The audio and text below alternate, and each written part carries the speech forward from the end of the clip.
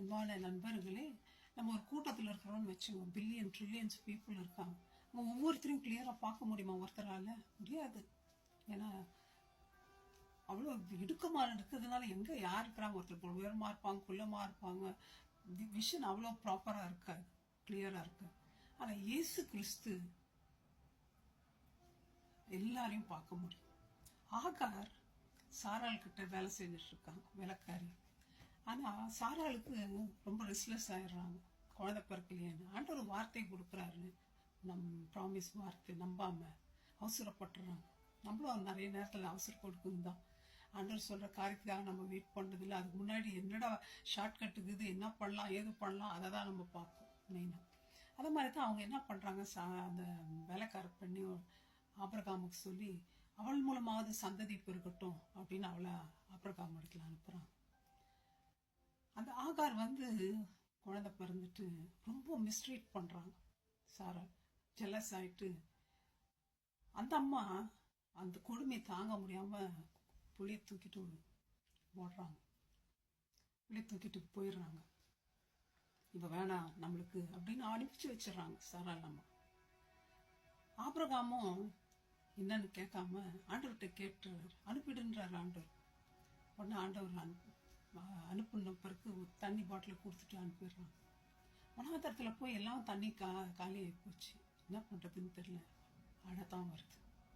நம்மளும் அப்படித்தான், அப்படி கஷ்டங்கள்ல வேதனைகள்ல நம்மளால மற்றவங்களால உதறி தள்ளப்பட்டுட்டோம், கைவிடப்பட்ட நிலைமை அவங்களால.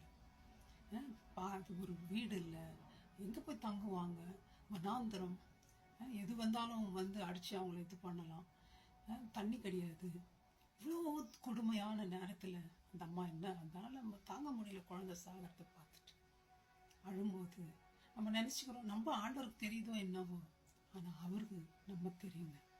நம்ம அவரை அறியாமல் இருக்கலாம், அவரை அறியாமல் வேற இடத்துல வேற மதத்தில் வேற யாராவது நம்ம இருக்கலாம். எல்லாரையும் அறிகிறவர் இயேசு கிறிஸ்து. நம்ம கூப்பிட்றோமோ இல்லையோ, அவர் நம்ம காண்கிற தேவனா இருக்கிறார். அதான் ஆண்டவர் சொல்றாரு, உன் கருவில் உருவாகத்து முன்னே உன்னை தெரிஞ்சுக்கொண்ட. நம்ம எல்லாம் பேர் வச்சு செரமனி ஆகி இவனுக்கு இந்த பேர் வைக்கிறோம், அப்பதான் அந்த பையனை பத்தி நமக்கு தெரியும். அதுக்கு முன்னாலே உன்னை பத்தி தெரியும்ன்றார் ஆண்டவர். ஏன்னா அவர் நல்ல மேய்ப்பன், நமக்காக உயிரை கொடுத்தவர், நம்மை மீட்டு கொண்டவர், நம்மை பேர் சொல்லி அழைத்த தெய்வம் ஆண்டவர். அவர் பிள்ளைகள் கஷ்டப்படுகிற காண்கிற தேவன், பார்த்து சும்மா இருக்கிறது இல்லை. அவருக்கு தெரியுமே, தானியல் சிங்ககேபில போட்டது, 3 ஷாத்ராக் மேஷக் ஆபேத்நேகோ நெருப்புல போட்டது, பவுல் சிறையில போட்டது, பேதுருவை. இதெல்லாம் பார்த்துட்டு ஆண்டவர் சும்மா வந்தாரு, அவர்களோடு நடந்தார். 4வது மனுஷன் மத்தியில் சிங்கங்கள் வாயை கட்டினார், அதை அனுமதித்தார். ஆனா அவர்களுக்கு உதவி செய்கிற தேவனா இருந்தார். அதான் ஆண்டவர் ஒரு கதை சொல்றாரு. 3 பேரு குத்துயிரும் கொலவீருமா கீழே இருக்கிற மனுஷனை பார்த்ததுல சமாரிட்டன் மாத்திரம்தான் இறக்கம் செய்யறான். அந்த லேவியும் ஆசாரியும் பார்த்துட்டு தூரம் விலகி போயிடுறான். ஆண்டவர் கண்ணீர் விடும்போது, கவலையில் இருக்கும்போது, குத்துயிரா இருக்கும்போது நீங்க நினைச்சுக்கலாம், என்னை பார்க்கறதுக்கு யாரும் இல்லையே, எனக்கு இறக்கம் செய்யறதுக்கு யாரும் இல்லையே, எனக்கு உதவி செய்யறதுக்கு யாரும் இல்லையே, 4 வயசு சோறு கொடுக்க யாரும் இல்லையே, நான் வயசான காலத்துல யாரிடத்துல போவேன், எனக்கு வீடு இல்லையே, வனாந்திரமா தள்ளிவிடப்பட்டிருக்கிறேனே, கைவிடப்பட்டிருக்கிறேனே நீங்க சொல்லலாம். ஆனா காண்கிற தேவன் உண்டு. நீங்க அவர்கிட்ட கண்ணீர் விட்டு இருக்கீங்களா? அவர்கிட்ட பேசி இருக்கிறீங்களா? அவர் கண்ணீரை காண்கிறது மாத்திரம் அமைதியா இல்ல, விலகி போய் இல்ல, பேசினார் ஆகாரோட. நீ ஒரு சந்ததியா உன்னை மாத்துவான்றார் ஆண்டவர்.